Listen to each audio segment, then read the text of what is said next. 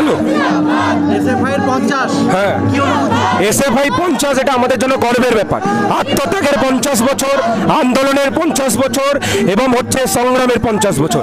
এই 50 বছরে আমাদের হাজারো হাজারো লোকে ছাত্ররা আমাদের পাশে দাঁড়িয়েছে, আর সারা বছর জুড়ে আমাদের পাশে ছাত্রছাত্রীরা থেকেছে।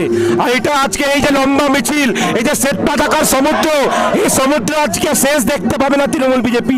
আর যে তৃণমূল ছাত্র পরিষদ বলেছিল এসএফআই এর ঝান্ডা ধরার কেউ নেই, তারই কলেজের সামনে দাঁড়িয়ে আমরা প্রোগ্রাম করে দেখাচ্ছি এটাই এসএফআই। আগামী দিনে এর থেকে বড় আন্দোলনে নামবে এসএফআই। দুর্গাপুরে মিছিল হওয়ার কারণ হচ্ছে প্রথমত আমরা 50 বছরে পা রেখেছি, তার একটা সেলিব্রেশন। তার সাথে সাথে হচ্ছে এনইপি, যে এনইপি এনে ছাত্রছাত্রীদের শিক্ষা থেকে বঞ্চিত করা হচ্ছে, সেই এনইপির বিরুদ্ধে আজকে লড়াই। যে লড়াই এখানে স্লোগান লাগবে, দিল্লির রাজপথ কাঁপবে, এরকম স্লোগান লাগবে আজকে। এটাই লড়াই আমাদের।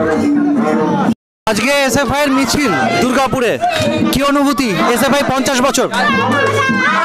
আজ এসএফআই এর 50 বছর পূর্তি। এখানে আমাদের দাবি এনইপি বাতিল করার, ঠিক আছে, সমস্ত ছাত্রছাত্রীর জন্য সুযোগ সুবিধা। ইনফ্যাক্ট এই করোনার সিচুয়েশনে যেভাবে আমাদের এইখানে আপনার যেভাবে চলছে সব স্বাস্থ্যক্ষেত্র সব মেনটেন করে যেন স্কুল কলেজ খোলার দাবি রাখি আমরা।